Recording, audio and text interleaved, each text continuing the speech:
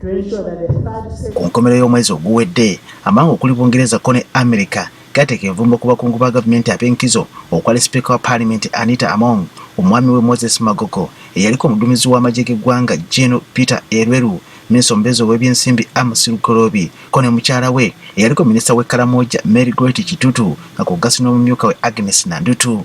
Bano okusinga abalangibwa kwetaba mu bulyake ko n'okubulankanya ensimbi z'omuwi w'omusolo nga kw'ogassi n'okwetaba oba-obutafaayo ng'eddembe ly'obuntu lirinyirira mu ggwanga lyonna. Kino kyaleetedde bannayuganda bangi naddala abagoberera ebyobufuzi okuba gudiikutte, so nga abalala bagamba nti envumbo nga zino tezirina bwe ziyinza bakwatako bo ng'abantu ba wansi. Embeera eno yetwagudde okugerako n'abatuukizi obumanyi mu nkolagana ya Uganda ko n'amawanga gali ebusukka nsalo okumanya oba omuntu wa bulijjo alina engeri gy'ayinza okukosebwamu envumbo zino. Munnamateeka Samuel Muyizi ko ne Ahmed Haji, omukugu mu nkolagana ya Uganda ko n'amawanga amalala, batugambye nti okuteeka envumbo ku sipiika kabonero ka bulabe nnyo kubanga lino siga ddamba mu gavumenti ya Uganda eno. Nti okukuuma emikwano, obuganzi n'obuyambi.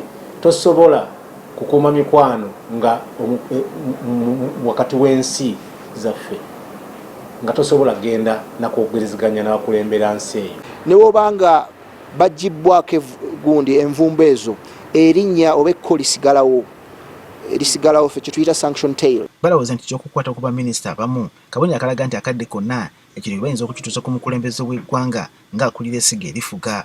Kwa bw'okwata bw'ojja mu b'ennyumba yange n'obakwatako n'okwata ku baana oba oliawo n'omukyala kitegeeza nange oba onkutteko. Newankubadde abakulembeze abateekeddwako envumbo boogeza bumalirivu ko n'okulaga obutafaayo, bagamba nti ekikwatagana n'ebyenfuna byabwe ng'abantu byakusannyirala nnyo.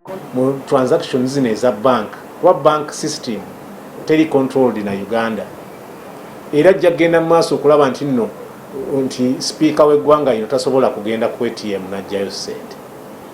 Magogo ajja kuba takyasobola kugenda ku ATM n'aggyayo ssente. Kino kikoma ku bakungu ba gavumenti bokka wabula n'ababali okumpi gamba ng'abakyala baabwe ko n'abaana baabwe bonna bakuloza ku bulabe bw'ekkoliggo lino. Balowooza nti nno tojja kusobola kuluma mukyala ng'omwami yeetaaye, tojja kusobola kuluma mwami ng'abaana beetaaye. Kyekyo lwaki sanctions zasalibwawo zikwata ku baana n'ab'eŋŋanda abaliraanye omuntu oyo. Kyokka mbu newankubadde envumbo nga zino zaateekeddwawo America ne Bungereza zokka, kino kitegeeza nti amawanga gonna amanywanyi ne Bungereza oba ne America gakuwalirizibwa okukola kye kimu. Kasita USA kuteekako sanctions ekitegeeza ne mu nkola y'ensi nga bw'eri superpower abasinga bajja kuba tebaagala kukolagana naawe nga oli munnaabwe ow'amaanyi takolagana naawe. Tosobola kukolagana na kampuni ezirina branches mu mawanga ago, tosobola kugenda mu mawanga ago, si bo bokka wabula n'abantu abali okumpi.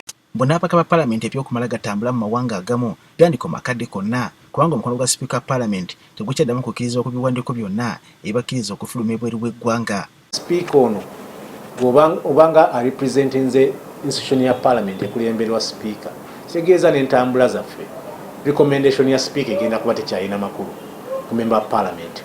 Kuza oli ajja gamba nti olaba Speaker wa Parliament ateeberezebwa okubeera nga abulankanya ensimbi ezaali badde ziyamba munnayuganda wa bulijjo, ate MP gwakubiriza ye anaakola atya?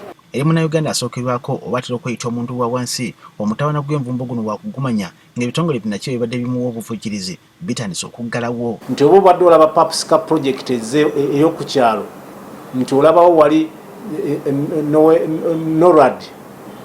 NORAD ejja nebayambako ku by'emmwanyi, endala nebayambako ku bya basare, endala neyamba ku balimi, ng'evudde mu nsi ng'eyo eggaddeyo ekitongole kyayo, oba ensi etandise okulaga nti nno tesaanidde kukolagana na nsi erimu bukenuzi,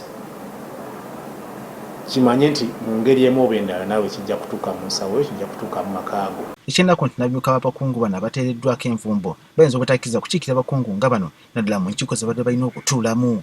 Katosobola kusayininga kyandibadde kiri signed by speaker ng'ate gwe speaker nga waali ng'oli deputy. Kyekyo lwaki babayita ba deputy. You can only act on instructions oba in the absence of the substantive office bearer. N'okutuusa kati mpawo omukungu mu gavumenti kaba omukulembeze w'eggwanga abavudde okugala ku Uganda kizzaako okulaba ng'esabulula envumbo zino. Samuel Sebuliba, Agaffe ku Spark TV.